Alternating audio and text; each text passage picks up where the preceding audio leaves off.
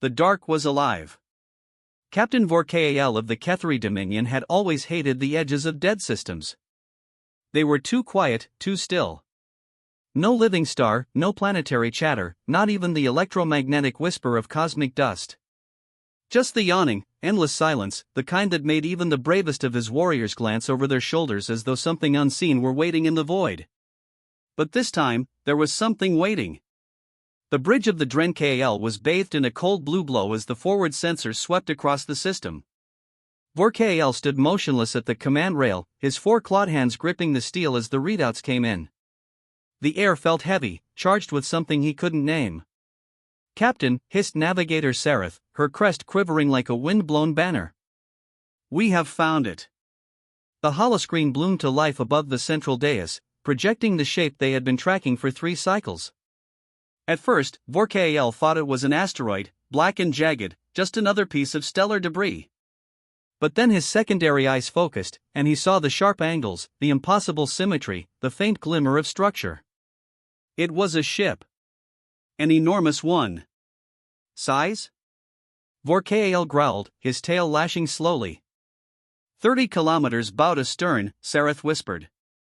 Her voice carried an edge of awe. Larger than a Dominion dreadnought. Its hull composition does not match any known species design. Power readings are faint but persistent. Vorkael's frills lowered. A dead ship should not have power at all. And yet, the scanners showed a heartbeat, slow, deep, steady. Around him, the bridge crew murmured in excitement. The science officer, Scholar Prime Lekthar, actually left his station and scuttled forward, his tendrils twitching with near-religious zeal.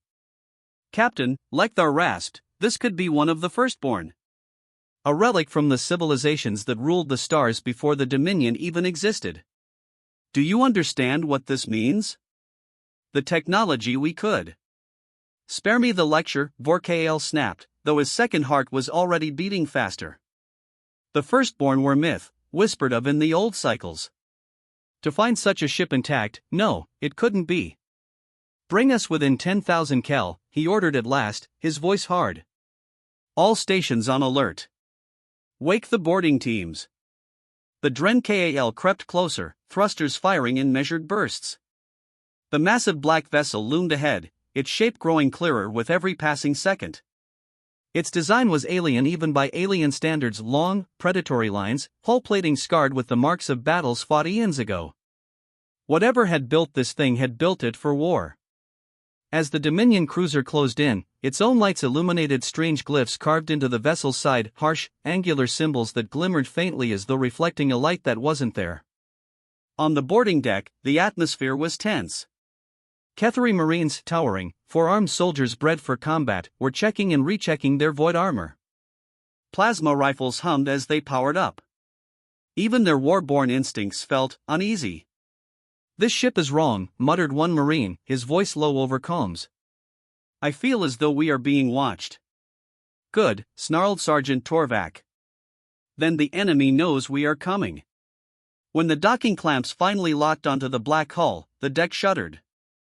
A long hiss filled the air as the boarding umbilical extended and sealed. "Team 1, advance," Vorkael commanded from the bridge. Darkness swallowed them the moment they crossed the threshold. The Marines' helmet lamps flicked on, casting narrow beams that sliced through the gloom. The corridor beyond was wide, lined with metal panels etched with more of the strange symbols. Dust hung in the air like mist, disturbed for the first time in untold millennia. "Readings?" Torvak demanded. "Atmosphere thin but breathable," replied the lead technician, his scanner chittering softly. "Gravity field stable. The ship is still generating life support." Torvak's upper hands gripped his rifle tighter. That meant someone, or something, was keeping it running. The team advanced deeper, their footsteps echoing unnaturally in the cavernous halls. They passed through chambers filled with shattered machinery, walls scarred as though by weapons fire. Whatever war the ship had fought, it had barely survived it. Then they reached the central core. The chamber was massive, easily the size of the Dren Kal's entire hangar bay. And here, at last, they found what they were looking for. Pods. Thousands of them. They stretched from floor to ceiling, stacked in tier upon tier like a vast, sleeping army. Most were dark. Some were shattered, their contents long turned to dust. But a few still glowed faintly, and inside those, they saw them. Figures. Humanoid. Suspended in fluid, eyes closed, unmoving. One Marine swore softly. "Captain, these are human." Vorkal's voice came over comms at once. "Confirm." "Confirmed," the Marine replied grimly. "Genetic scanners match the records. These are humans alive, in stasis." Vorkal went very still on the bridge. Humans were supposed to be extinct. Their homeworld had burned long before the Dominion united the stars. Their records existed only in the archives, a curious species that had warred with itself until its own sun swallowed it whole. And yet, here they were. Thousands of them, waiting in the dark. Scholar Lekthar's voice was trembling with excitement. "Captain, this is the find of a millennium. Imagine what we could learn from." But then the lights changed. One by one, the pods began to glow brighter, a pale white light spilling across the chamber. Somewhere deep in the ship, a low vibration rumbled through the walls, the sound of ancient engines stirring to life. "Captain!" Torvak barked. "Something's happening." A hiss cut him off. The nearest pod cracked open, vapor spilling into the air.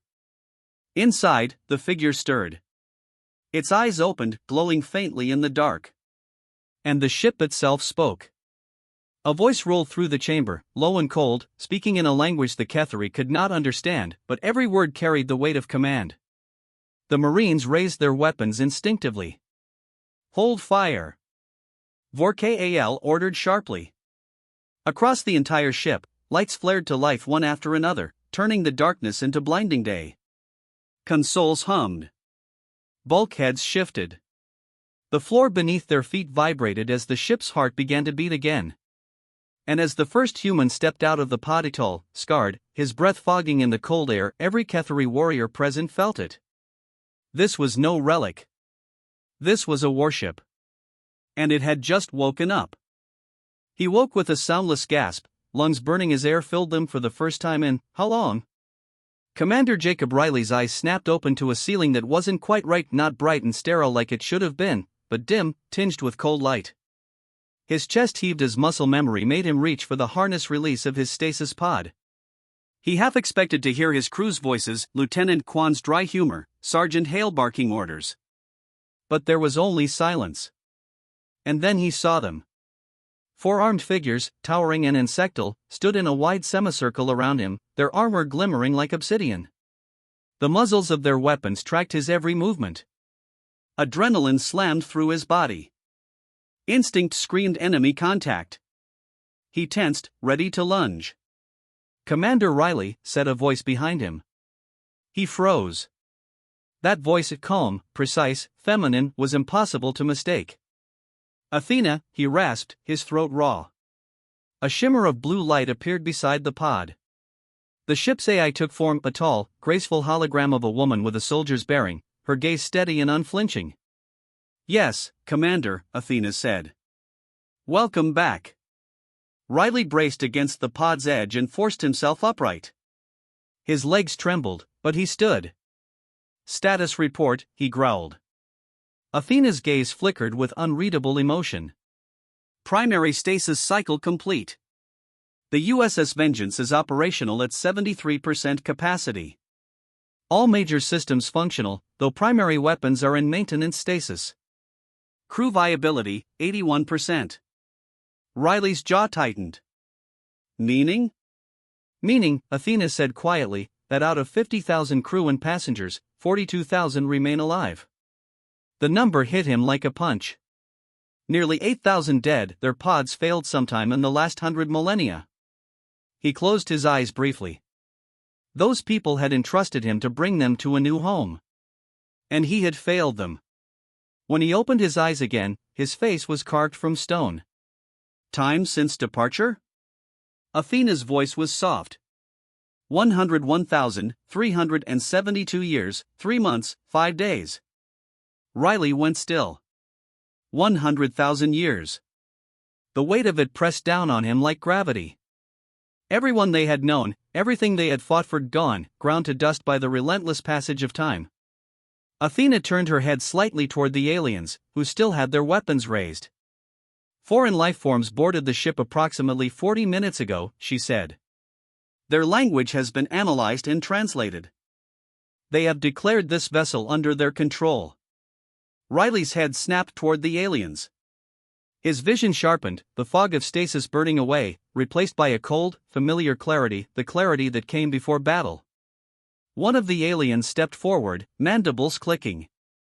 The translation came through Athena's voice, perfectly smooth. Human. You are in Ketheri Dominion space. This vessel is now a salvage claim. You will surrender control and disarm all systems. Riley stared at the creature. Its 4 black eyes reflected the glow of his pod's lights. No. The word was flat, hard. The alien tilted its head. You are outnumbered and unarmed. You will comply. Riley took one slow step toward him, every muscle coiled like a spring. You have no idea where you are standing, do you? The alien's crest rose in agitation, its lower arms twitching near its weapon. Athena's avatar stepped forward, her gaze turning to ice. This vessel is the last warship of humanity. Designed to survive the death of a star. Designed to annihilate anything that threatened its mission. The deck rumbled beneath their feet as if to punctuate her words. Around them, the lights brightened to full combat illumination. Bulkheads sealed with heavy clangs, locking the Ketheri inside the chamber. Vorkal's voice came over their comms from the bridge. Human, stand down. We do not seek slaughter, but your ship is a danger to the Dominion. You will cooperate.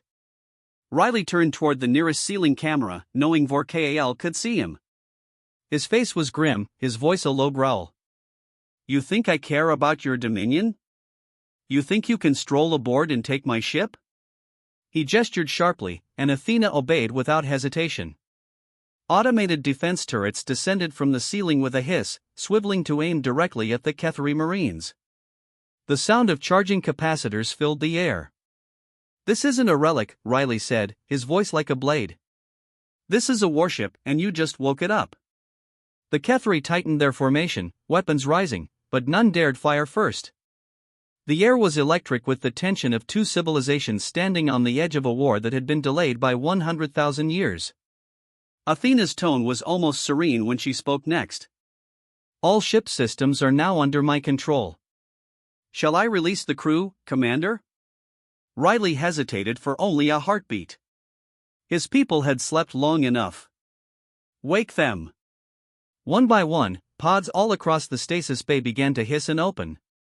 Men and women of the United Earth Defense Force stumbled out, disoriented but alive. Medics rushed to assist those too weak to stand. Weapons lockers unlocked with a heavy thunk, releasing racks of coilguns and plasma rifles. The sound that followed was small, but to the Ketheri, it was deafening, the metallic click of humans loading weapons for the first time in 100,000 years. Riley turned back to the camera. Tell your Dominion, he said coldly, that Earth remembers. And we're done lying down. Athena's systems roared to life, engines spooling up with a thunder that shook the very hull. The Vengeance had slumbered for 1,000 centuries, but now, like its crew, it was awake. And it was angry. The void erupted. The USS Vengeance shuddered as her ancient engines thundered to life, hurling the massive ship free of the Dominion boarding clamps. The umbilicals snapped and spun away like severed lifelines. Warning klaxons blared aboard the Ketheri cruiser Dren KL, as its crew scrambled to compensate for the sudden shock. Shields up. All batteries to ready. Captain Vorkal roared, his frill flaring wide. The bridge lights strobed crimson as the Dominion vessel swung hard to starboard, weapons arrays aligning. But the Vengeance was already moving. Her hull glowed faintly as her shield lattice spun up for the first time in 100,000 years. The ship's silhouette was monstrous, predatory, its hull plating gleaming like a blade catching distant starlight. Target lock established, Athena reported, her voice calm as a surgeon's. Commander Jacob Riley stood on the Vengeance's bridge, one hand gripping the railing, his face illuminated by the holographic displays. His crew, newly awakened, still pale from stasis, manned their stations with grim determination. "Fire control," Riley said quietly. "Single shot. Forward spinal cannon." "Aye, Commander," replied Lieutenant Arya Kwan from Tactical. The Vengeance's prow glowed white-hot. And then the ship fired. The beam lanced through the void, a sun-hot spear of energy that struck the Dren KAL amidships. For a moment, its shields flared bright, a translucent bubble resisting annihilation. Then the shields collapsed, and the beam punched through the Dominion cruiser as though it were made of paper. A silent fireball blossomed in the vacuum as a quarter of the Dren KAL's hull vented into space. Vor KAL's bridge lurched sideways, crew tumbling as consoles exploded in showers of sparks. "Damage to engineering decks 3 through 7, someone screamed. "We've lost containment on the aft power core." Vor KAL slammed a clawed fist onto the console, hauling himself upright. "Get us out of range." But there was no out of range. The Vengeance pivoted in the void, her massive engines burning like miniature suns, and locked on again. "More contacts inbound," Kwan said, her voice steady despite the rising tension. "Multiple FTL signatures, Dominion reinforcements, warship class." "Good," Riley said coldly. "Let them come." Athena's avatar glanced toward him, her expression unreadable. "Recommend we cycle secondary weapons online. Hostile saturation will overwhelm shields if sustained." "Bring them all up," Riley said. "Point defense, missile tubes, everything. If the galaxy wants a war, we'll give them one."